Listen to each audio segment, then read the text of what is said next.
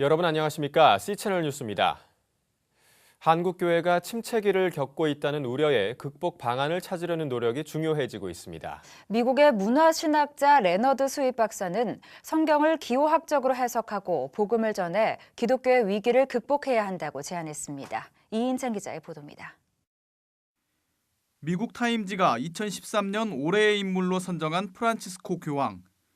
비유럽권 최초의 교황으로 제위에 오른 짧은 기간에도 전 세계가 그의 행보에 주목하고 있습니다. 전 세계가 그 어느 때보다 교황의 일거수일투족에 관심을 갖기 시작한 건 2달 전 바티칸궁 앞에서 우연히 촬영된 사진 한 장이 큰 역할을 했습니다. 교황은 온 얼굴에 극심하게 혹이 난 환자를 스스럼 없이 안고 축복합니다. 이 사진은 프란치스코의 어느 강론들보다 더 강력한 메시지로 사람들의 마음에 다가갔습니다. 세계적 석학으로 우리나라에도 잘 알려진 미국 드루대학교 레너드 스윗 교수는 성경을 말과 글로 이야기하기보다 이미지와 은유로를 활용한 기호학적 접근이 사람들의 마음을 여는 시대가 됐다며 교황의 행동이 주목받는 것은 교황이 실천한 모범이 긍정적 이미지로 사람들에게 각인됐기 때문이라고 설명했습니다. 특히 서구 유럽을 비롯해 상당수 국가에서 기독교 인구가 감소하는 것은 디지털 문화 시대에 제대로 뿌리를 내리지 못한 것이 한 이유라며 성경으로 돌아가 지금의 문화 언어로 복음을 이야기해야 한다고 강조했습니다.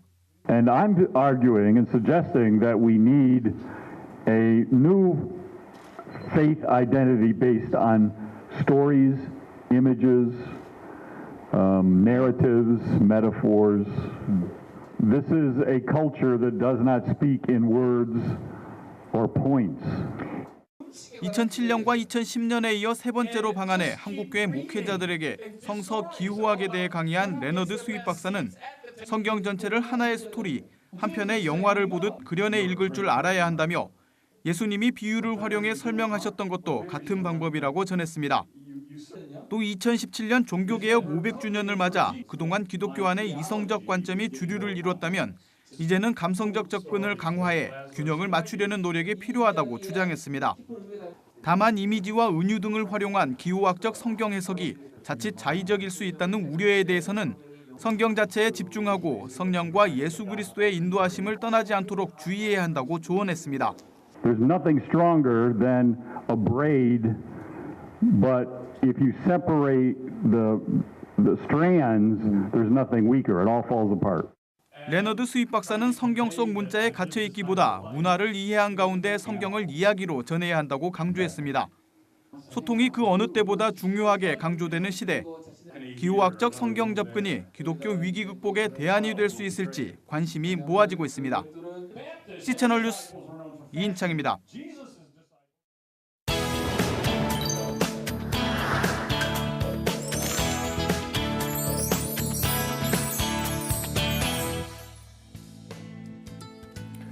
흔히 성도들은 천국을 사모하며 살아간다고 말합니다. 하지만 천국이 어떤 곳인지 우리는 얼마나 알고 있을까요?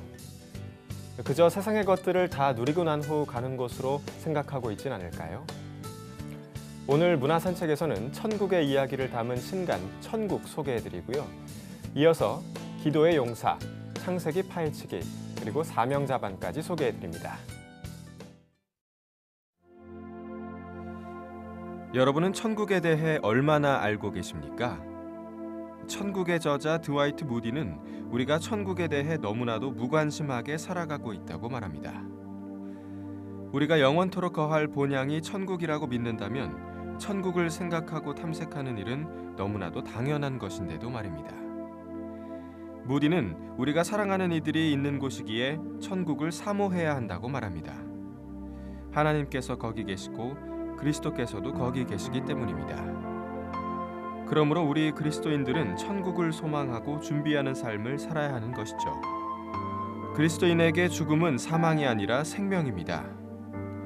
결코 죽지 않는 산자의 땅, 천국이 있기 때문입니다. 여러분도 그 천국을 소망하고 계십니까? 기도 시리즈로 유명한 세계적인 베스트셀러 작가 스토미 오마샨의 신간 기도의 용사가 출간됐습니다. 기도의 용사는 기도의 놀라운 기적을 보여주는 기도 안내서인데요. 스토미 오마샨은 악이 만연한 이 시대에 하나님 앞에 무릎을 꿇는 자가 하나님 편에서 승리할 수 있다고 말합니다. 뿐만 아니라 저자는 단지 축복을 구하는 기도가 아니라 목적을 가지고 능력 있게 기도하는 방법에 대해 이야기합니다. 그러한 기도를 드릴 때 비로소 하나님의 나라를 앞당기는 위대한 승리를 거둘 수 있다는 것이죠. 절망 가운데 우리는 압도당할지라도 하나님은 그렇지 않으십니다. 우리 눈에 출구가 없어도 하나님은 보십니다. 기도하십시오. 그리고 그분으로 인해 변화를 일으키십시오. 성경은 이스라엘 역사서도 문학작품도 아닙니다. 창세기 파헤치기의 저자 김남국 목사는 성경이 역사라는 배경 위에 쓰인 하나님의 말씀이라고 말합니다. 특히 성경을 하나님의 대하 드라마에 비유하며 드라마를 이해하기 위해 1, 2편을 봐야 하듯 성경 또한 창세기를 알아야 그 장대한 스토리를 이해할 수 있다고 설명합니다. 창세기 파헤치기의 첫 번째 시리즈 너의 본질을 아느냐에서 김남국 목사는 창세기 1장부터 11장까지를 명쾌하고 신랄하게 파헤치며 바로 그 대하 드라마의 탄생 배경과 주제를 설명합니다. 말씀을 읽고 성경을 이해하고 하나님을 아는데 모든 문제에 해답이 있습니다. 창세기를 파헤치면 파헤칠수록 가슴 벅찬 하나님의 사랑을 마주하게 될 것입니다. 한국교회 대표적 설교자이자 한국 신학생들이 가장 만나고 싶어하는 목회자 중 한 명으로 꼽히는 이재철 목사의 신간 사명자반이 출간됐습니다. 사명자반은 20년 전 새신자반이 출간되고 성숙자반에 이어 6년 만에 나온 이재철 목사의 신앙훈련서인데요. 복음을 아는 것을 넘어 복음을 드러내는 삶을 살아가는 데 도움을 주는 책입니다. 이재철 목사는 하나님과 교회, 성경에 대한 알미 지식에 그치면 한낱 빈 깡통이요 사람을 해치는 흉기가 될 수 있다고 강조합니다. 복음을 가르치기 전에 먼저 삶으로 증명하는 것, 그것이 이 땅을 살아가는 우리에게 주신 사명이 아닐까요? 다음 소식입니다. 최근 북한 인권법 제정에 대한 찬반 논란이 뜨거운 가운데 60여 개의 교계, 시민사회 단체들이 올바른 북한 인권법 제정을 위한 모임을 결성했습니다.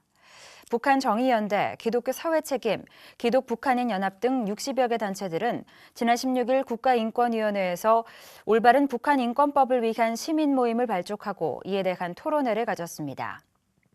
참석 단체들은 지난 2003년부터 유엔이 북한 인권 결의안을 채택했고 미국과 일본도 각각 2004년과 2006년에 북한 인권법을 제정하는 등 북한의 처참한 인권 상황은 국제사회의 보편적 관심사항이 된 지 이미 오래라며 그러나 정작 우리는 북한 인권법을 10년째 방치하고 있어 동포들의 고통을 외면한다는 비판을 받아왔다고 지적했습니다.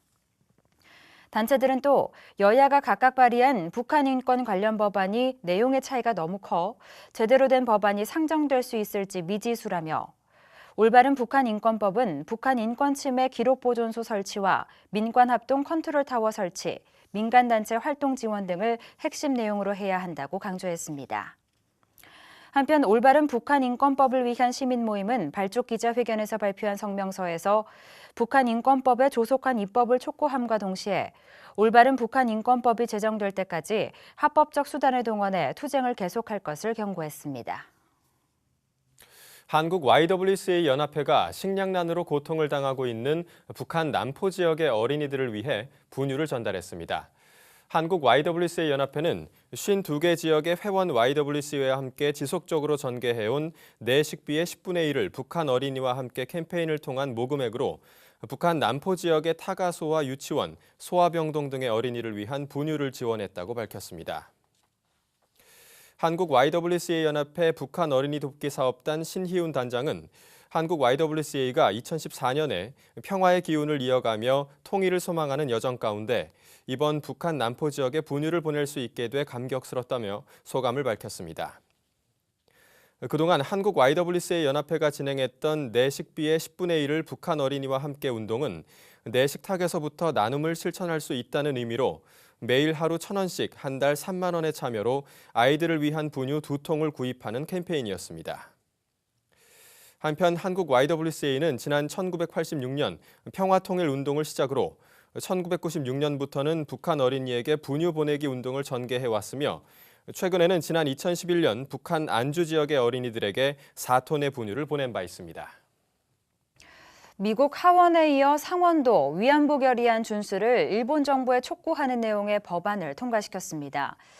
미국 상원은 16일 오후 전체 회의를 열고 미국 하원의 위안부 결의안 준수를 일본 정부에 촉구하는 내용의 2014년 통합세출법안을 표결에 붙여 통과시킨 것으로 알려졌습니다.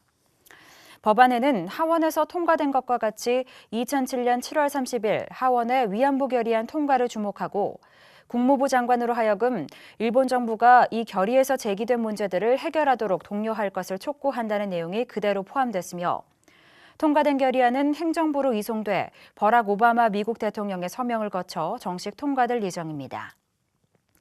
2007년 하원을 통과한 위안부 결의안은 일본 정부가 위안부와 관련 문제를 해결할 수 있도록 국무부 장관이 독려할 것을 촉구한다는 내용이 담겨 있으며 법적 강제력은 없지만 존 케리 국무장관이 일본의 위안부 문제를 제기할 수 있는 근거가 될 수 있는 것으로 알려졌습니다. 한편 미국 의회에서 위안부 결의안이 통과된 것은 사상 처음 있는 일로 앞으로 국무부 정책 방향에도 영향을 줄 수 있을 것으로 전망됩니다. 대한예수교 장로회 합동총회가 오는 2일을 이단 경계주일로 선포하고 총회장 특별 담화문을 발표했습니다.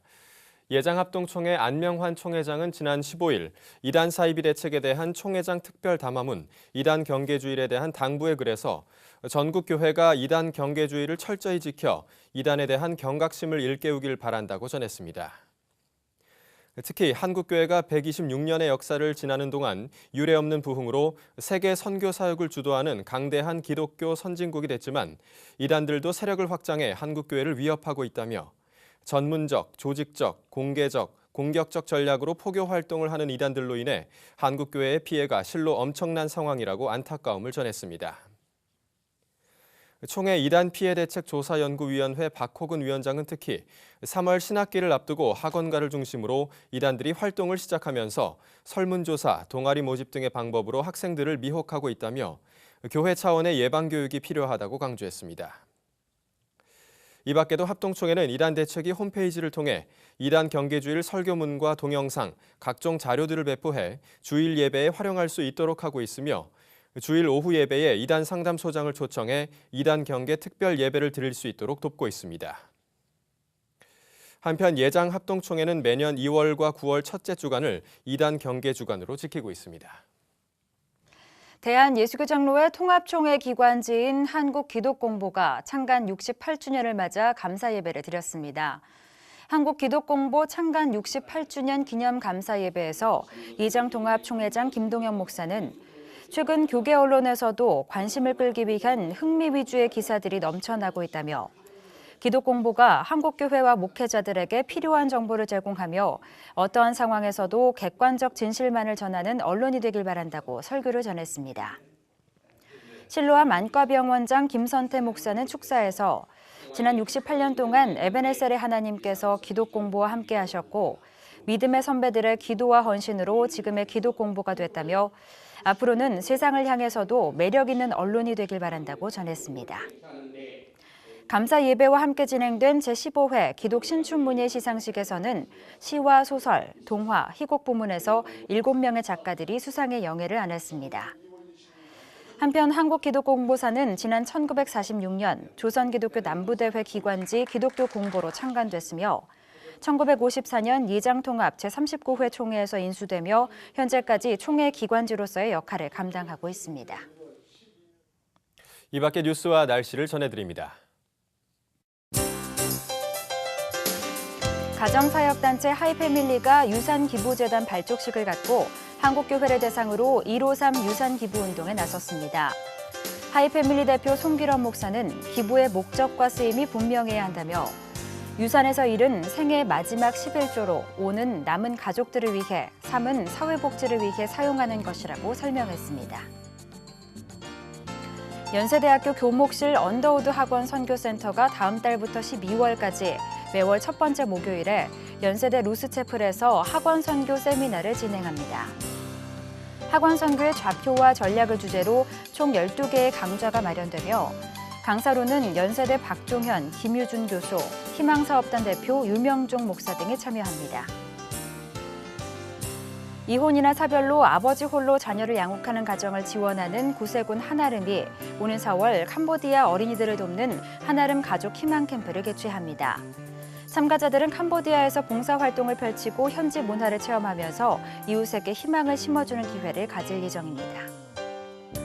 한국성결교연합회가 기성, 예성, 나성 등 세계 성결교단이 연합하는 가칭 제1회 성결인의 대회를 오는 3월 16일 영등포 신길 성결교회에서 개최할 예정입니다. 날씨입니다. 이번 주말에는 기온이 약간 떨어지겠고 찬바람이 불면서 다소 춥게 느껴질 수 있겠습니다. 다만 별다른 눈비 소식이 없어서 건조특보가 이어지고 있는데요. 불씨 관리에는 각별히 신경 쓰시는 게 좋겠습니다. 전국이 맑은 가운데 제주도에만 새벽 한때 비나 눈이 예상됩니다. 아침 기온은 춘천 영하 9도, 서울 영하 5도를 기록하겠습니다. 낮 최고 기온은 서울 2도, 대구는 4도를 기록하겠습니다. 바다의 물결은 제주도 전해상과 동해 먼바다에서 오후에 1.5에서 4m로 점차 높게 일겠습니다. 주간 날씨입니다. 다음 주 월요일에는 전국에 눈비 소식이 있는데요. 눈비가 온 뒤에는 추위가 이틀 정도 이어질 것으로 보입니다. 뉴스를 마칩니다. 시청해주신 여러분 고맙습니다.